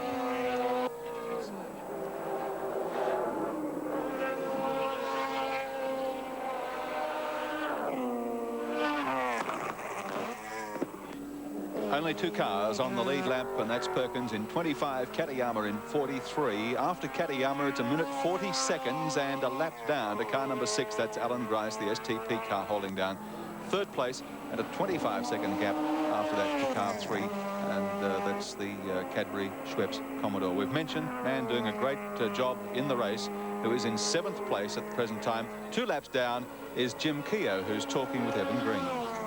Well, Jim, you're the man, I reckon, that probably shouldn't be here after that phenomenal lose on Friday. Just tell us again what happened. Well, I went into the braking area at the end of Conrod Straight, and the car got airborne just as I touched the brakes. And from then on, it was a matter of enjoying the ride. You almost T-boned Johnny Harvey, the car that's leading the race now. So I believe, and that was a desperate attempt to pass him because he was about a second in front of me. And I thought, well, I've got to get him now or never, and I got him. But we were set back about half a day in our preparation through it, unfortunately, and it robbed us of a chance to run in the Hardy's Heroes yesterday. But we've proven today that we would have been worthy members of the Hardy's Heroes run-off, because we're running in 5th place. The car's running very, very strongly. I've just handed over after 3 1/4 hours to Leo Leonard, who's New Zealand's champion driver. He'll look after it, and at the moment it's going like a Toshiba microwave oven. What more can I say? What sort of damage was done to the car? Much? The car was fairly badly damaged in the suspension and in the right-hand side of the body and the floor, and as a result of that, it's having a fair bit of a flex through the dips at the top of the mountain. And but still good enough to put it up into 5th place. A remarkable effort from Keogh and Leo, as they call Jim Keogh and Leo Leonard. Back to you, Gary. Thank you very much, and we've got race cam pictures out of car number 17, the Palmer Prudential Falcon, and bless my soul, it's Dick Johnson at the wheel. Dick Johnson, Mike Raymer, can you hear us? Yeah, I sure can, Mike. It's sort of the same place at the same day and in a different year in a different car. Yeah, you better believe it. But I tell you what, it's a funny sort of a car too, I'll tell you. You mentioned you've had some handling problems with it, Dick. I think that could be an understatement, Mike. What's the game plan now? To try and just finish the race? Just finish the race and give all those people that have helped us a bit of courage for next time.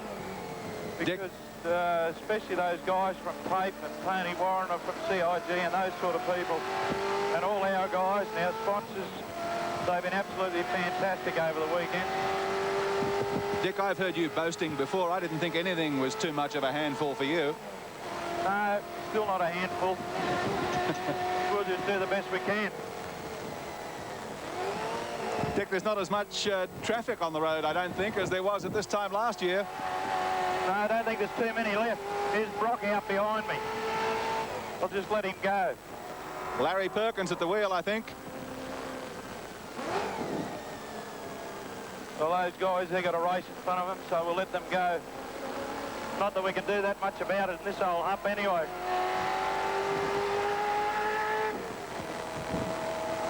But at least we got the camera working again. Thank you very much on behalf of the viewers throughout Australia for that, and also your legend of followers in Queensland who are watching. Oh, it's my pleasure. Yesterday after the accident, Dick, I think a lot of people were asking, would that have been the end of the road for Dick Johnson in terms of this couple of the setbacks you've had this year? I tell you what, it takes a bit more than that to get me down. You have your low moments, and especially for my kids at home, they feel pretty bad. Well, we're all riding with you, Dick. You've done a marvellous job. I think every Australian who has watched the qualifying, your accident yesterday, we're all riding with you today because you're a trier, and we're all proud of you. Thanks, Mike.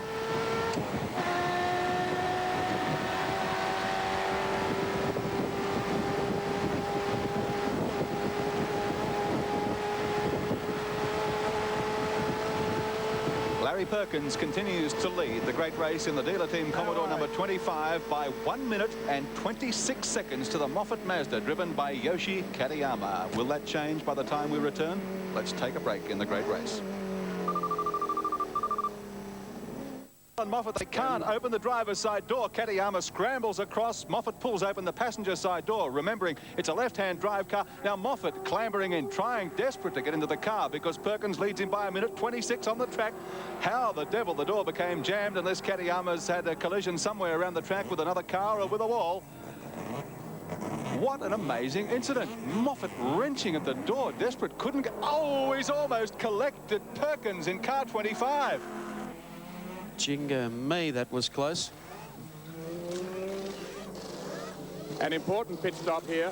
Peter Brock getting back in. He may drive to the end of the race. He'll certainly drive to the next refueling stop, which is in about 35 laps time. But it depends how he's going, what the lead is. There's a fire on the brake pad on the front. You can see the brake pads are on fire. It's nothing serious. But there was definite flame from there. Things are very tense, almost collected by Moffat, as you saw as he pulled out. That's a quick stop. They're clear on this side, clear on the other. Water on the windscreen. Haven't got too much time to do it. Peter said, get out of the way, I'll go. And Brock is underway. He'll probably drive to the end of the race. He'll decide when he comes into refuel in 35 lap time whether or not he'll do the last little stint. Moffat took 43 seconds, by the way, in the stop. Larry Perkins here. I'll have a chat to Larry. Larry, when Peter went out, he said the car was twitchy and a bit hard to drive. What's it like now? Well, it's beautiful, I think.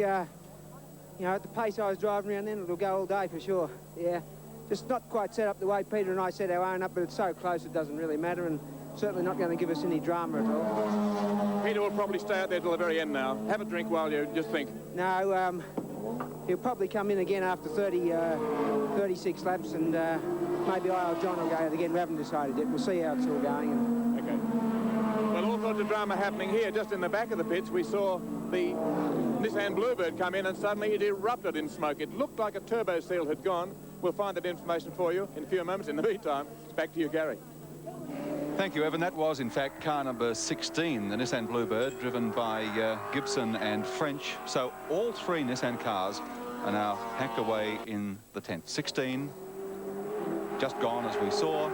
15, George Fury with our race cam out of business, and the Turbo Pulsar that was driven by Christine Gibson and Bob Muir survived only 14 laps in today's race. So it's been a huge effort, and at this stage, well, not at this stage, no result for Nissan. The flying Peter Brock back at the wheel of car 25 with the familiar 05 number pushed behind the pits long ago. The top 5 win scoreboard after 93 laps. Brock at the wheel, 25 in front. Moffat back behind the wheel. The Mazda RX-7 having taken over in unusual fashion from Katayama in second place on the track, but well astern of the leader. Third place held down Alan Grice at Commodore. Gricey back behind the wheel there. Parsons still driving the number 3 Commodore in fourth place, and Graham Bailey at the wheel of the McLeod Mazda holding down fifth place, but 2 laps down on the race leader. Incredible finishing record for Peter Brock here at Mount Panorama. 6 wins up on the board, going for 7 today. At the moment, in the pits, the number 24 car. And some Scotty Taylor and Kevin Kennedy. This is the long partnership that was talking to Evan just 3 laps ago, saying that they were having no trouble at all. Also in the pits, car number 4, the John Sands entry. Now Bobby Morris handed over earlier to Rusty French. Morris is back in the car. Yes, there's Rusty French. Let's go to Evan Green. Well, when I spoke to Bobby last time, he was pretty sick. He had been sick in the car, looked very tired. How is he now, Rusty? I didn't speak to him, but when I got in the car, Bob wasn't the only thing that was sick. I jumped in and went up the first corner, and the brakes went straight to the floor. So I realised that I've had no brakes all the time I've been out in that session, and that's why we've been a bit slow. But I just pulled it in and I checked the brake fluid myself, and the container was empty. So now that we've got some fluid back in the system, we're not going to be able to drive the car any quicker, I don't think, but I think we can maintain that speed for the rest of the race. You must be pleased with the result all the same. It's been a good effort. Where are we? Do you know where we are? I don't know what in 9th place, Evan, 2 laps down. I think it's... You're in 9th place, you're 2 laps down. Oh, well, that's not bad. Don't tell my sponsors that, or they'll expect it every year. That's a line I can't follow. Back to you, Mike. Thank you, Evan Green. Rusty French. Peter Brock across the top of the mountain in number 25, the dealer team Commodore. We'll get some times for you shortly to see what the gap is between Alan Moffat and Peter Brock. Alan Grice still back in 3rd place. Has unlapped himself, though. He's now on the lead lap with the 2 front runners. Well, he had a good finish last year, split the dealer team cars, Alan Grice, to finish in 2nd place. There's the man they still have to beat, though, the man who has conquered Mount Panorama 6 times previously, Peter Brock. The long Conrod straight at Mount Panorama.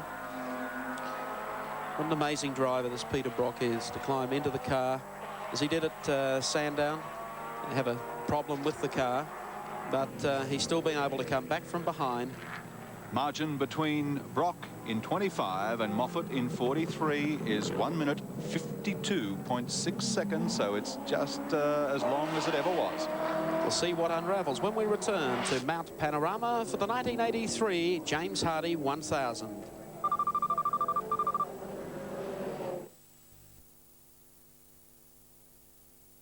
Panorama at Bathurst, we're in lap 95 of the 83 James Hardy 1000. Peter Brock, the leader, 1 minute 54 clear of Alan Moffat in 43. Alan Grice, the next driver. At the moment, we're following Bobby Morris across the top of the mountain after taking over from Rusty French. He soon found out that Rusty French was right about the car having no brakes. At the end of the first lap out this time, Bobby Morris speared off down the escape road at the bottom of Conrod. Didn't call to the pits, though. I guess he's going to try and survive out there with what brakes he's got, and he continues in the race. Meantime, Peter Brock continues to build that lead over Alan Moffat now that both the lead drivers are back in the respective cars, the dealer team Commodore and the Moffat Mazda. When they went back out on the first lap round, the margin was 1 minute 52. It is now 1 minute 54, so 2 seconds in the last 2 laps.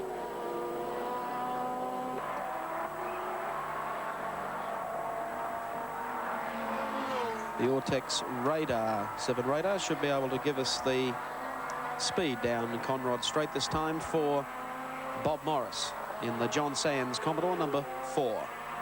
Picks it up just there. 2:59. Not bad at all. Certainly when you've got a brake problem. Probably because he's got a brake problem.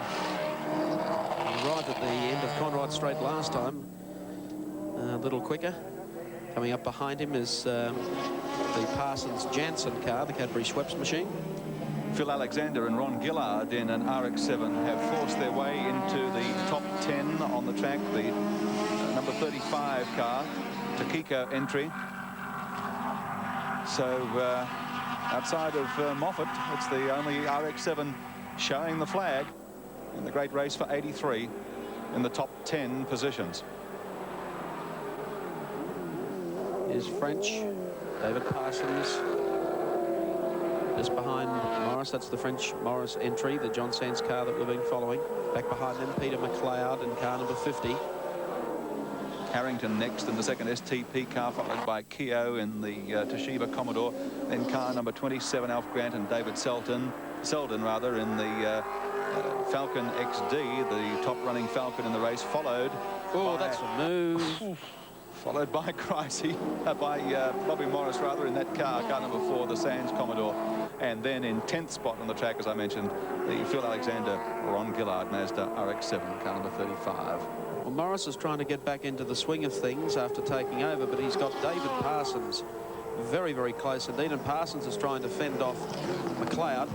Morris pulls over and lets them through, and Parsons now has to try and contain McLeod in the slick 50 car, or Bailey rather. Cullen, who was also looked to be in a lot of trouble earlier, blowing smoke, is still in the race and in fact just tailing on to that trio of cars. There he is, in fact. Warren Cullen still in the run as we watch Bailey go through, hounding Parsons. Once they get onto Conrod Straight and the power of the V8 opens out, I think he might shake Graham off. Yes, moving to the outside of Cloud as they go down the straight. Let's have a look at the wins. Automotive Products. Positions 1 to 5, Brock the Commodore, Moffat the Mazda RX-7, Grice the STP Commodore 3rd, then Parsons in the Cadbury Schweppes car, and Graham Bailey in the Slick 50 Mazda. They're the top 5 now. 6 to 10, Harrington the second STP car, Keogh in the Toshiba Commodore, Selden and Grant in the XD Falcon, Bobby Morris in the John Sands entry, the Commodore number 4, and Alexander and Gillard the Mazda RX-7 number 35. Wins scoreboard. A lot of people behind the scenes contributing to information to keep track, and it is difficult. As you can see, we've told you only 3 runners on the leading lap, then a lap down to car number 3, the Parsons Commodore, 2 laps down then to cars 50, 14, 12, 27, 4, 35. And so the wins scoreboard with information coming in from all sources, our own Channel 7 computer sources, Texas Instruments, the Ray Morris scoring system. Talking about Ray Morris, son Bobby, in trouble. The brakes are just no good, son. Yes, well, Morris went off again up there trying to rejoin the circuit, but they obviously have a major brake problem, and this is not the place to be driving around without brakes. The last circuit in the world not to have decent brakes. Is Parsons coming up? Grice is in the pits, 3rd place getter in the race. The STP lead car just pulling up now. The fuel churn goes in. Grice, of course, staying behind the wheel. The front is up. Tyre change on the front, not the rear, it looks like. Evan Green hurriedly making his way down the pit road to the STP pit bay. He'll soon be able to, although the bonnet's going up, maybe something a little more seriously amiss. Let's take you to Evan Green to find out exactly what's occurring over there. Well, they're bleeding the brakes, Gary. They do have a brake problem. They're adding fluid. Alan's just having a drink. When he completes that, as he pumps away at the brake, obviously they're very short of fluid here. It could be the problem that Colin Bond was referring to, the ultra-wide wheel, allowing the calipers to let the pads off the disc. Alan being told what to do to pump as they try and bleed the system, get any air bubbles out as they add fluid. I won't interrupt here because he's busy at the moment, Alan Grice. Both drinking, he's very hot in there with the full-face helmet on, pumping away on the brake pedal. Alan, have you been without brakes? Down. Yeah, I've got none. Up. I think that'll do for an answer. He hasn't got any. That's about as simple as you can get. Still pumping away to see what the problem is. fluid pouring out from the overflow on that tube where they're still working on those front brakes. The brakes have been playing a fearful painting here today, both the heat and the fast rate. The quickest cars have been lapping around 2 minutes 20. The fastest car in the circuit at the moment, by the way, is George Fury in car 15, the turbocharged Bluebird, and has been for the last 2 minutes. Well, they think they got the brake problem right. There's a firm pedal there now. Alan Grice is going back out again to make the discovery of whether or not he has brakes. He looks a fairly calm man despite the great heat there. There's perspiration all around his eyes. He's just trying to wipe behind the sunglasses that he wears, as you can see, just to try and get some moisture away so he can see. It's a tough business here today. The engine sounds fine. They're just tightening up the last of the nuts on the wheel. The man's lost one. Now he's found the last one, puts it in place with the hydraulic tightener. Arms up, say the job is done, and Alan Grice goes back on the track, leaving a great trail of brake fluid and rubber dust as he accelerates from the pits. Thank you, Evan Green. Alan Grice rejoins the race. The race leader is still Peter Brock. We'll take a break and return live to Mount Panorama at Bathurst. Car number 4 is out of the race. The John Sands Commodore, Bobby Morris, without brakes and fatigued in this heat, is out of business and has stepped out of the car. Here's Evan Green. Rusty French has taken over. He's behind the wheel, strapping himself in. They're working on the brakes, as you can see, just to try and get some pedal up. It's a fearful race for brakes here today with the heat and the pace. And Bob Morris, you may just see him behind the car there with the blue Avon cap on. Bob is exhausted. He's suffering from heat exhaustion. It's a dreadful day here. He's returned to motor racing after 12 months. He's tried with a great intensity of effort, and he is just suffering from heat exhaustion. You can see him there, jaded. He's tried to the very end, but brought the car in and said, I can't go any further, Rusty. Take it over. And Bob Morris, distressed and suffering from heat exhaustion in the pits. Bob, are you okay? Yeah, I'm okay now, Evan. It must be crook out there, particularly when you haven't got brakes. Well, yeah, it was a bit embarrassing, but no, I think the fumes just got to me again. I felt all right when I got back in the car, but a couple of laps and the fumes got to me and I started being sick again. But I was coming in anyway because the car just didn't have, virtually had no brakes, and it would have been dangerous to stay out. Otherwise, perhaps I would have tried to press on for a bit. Is Rusty going to try and nurse it to the finish? Well, I think that's all we can do at this stage. But, besides the brake problem, the rest of the car's good. It's been a pretty exciting comeback to motor racing for you, hasn't it? I guess it has been, yeah. Bobby Morris, back to you, Mike. Thanks very much, Evan Green. Bob Morris out of the race after a second driving stint. Meanwhile, things a little shaky for Bobby Morris. Let's find out the state of affairs for Australia in the Davis Cup semi-final against France at White City. Just might point out to viewers who were disappointed that we didn't follow the Davis Cup through, having covered the first 2 days live, obviously an impossibility. The clash of dates was known long ago, 12 months ago in fact, but the LTAA determined not to change the Davis Cup dates when it was suggested the dates remain the same, and we're doing the best that we can to cover both events for you. Of course, we have the commitment to the great race, the James Hardy 1000, which we could not break. The race leader is Peter Brock in car 25, and he is galloping away from Alan Moffat in the 43 Mazda at the present time. The lead is 2 minutes and 6 seconds. 25 to 43, 2 minutes and 6 seconds. It's then 1 minute and 42 seconds. That's about a half a lap down to David Parsons in the Cadbury Schweppes Commodore. Alan Grice holding down 4th spot in car number 6, the STP Commodore, also a lap down at the present time, and then 2 laps down to the McLeod Mazda, the second STP car, and Jim Keogh in the Toshiba Commodore. 101 laps have been completed, and the Motorola $500 prize money for laps 75 through 100 have gone to Peter Brock. So he's picked up $1,500 for that bout of prize money so far. 2 minutes and 8 seconds, 2 minutes and 9 seconds, in fact, now is the gap between Brock and Moffat. Let's check the update after 4 hours of the great race.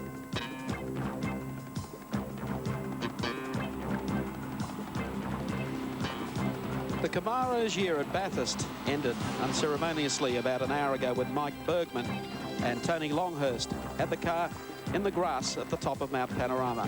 Some splendid driving by David Parsons, bringing the number 3 car up through the field into 3rd place. Trailing Rusty French and Bob Morris, who were sharing the driving in car number 4. From George Fury in the Nissan Turbo, the site of a race-long duel with Katayama. Fury passing on the outside, but be passed only 3 laps later. Meanwhile, Perkins was starting to stretch the lead in the Marlborough Holden Dealer Team Commodore, number 25.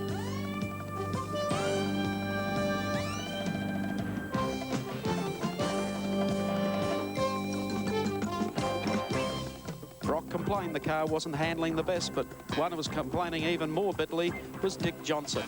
Wife Jill looked on as Johnson told us how it felt being passed on the outside by Perkins.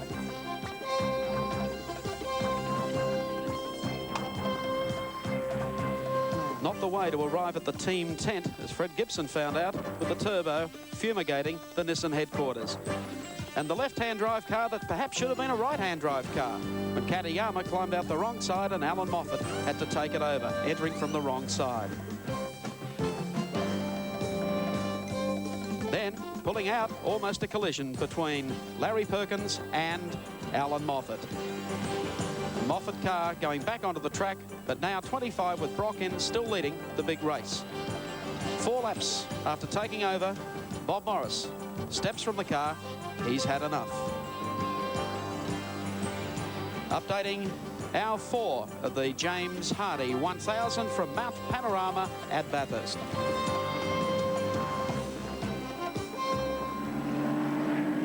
There's Brock taking the left-hander and on the way up the mountain once more with 103 laps gone and 60 to go in the James Hardy 1000 for 83, and they are working like demons in the Nissan workshop behind the pit road because both the Bluebirds are back on the track.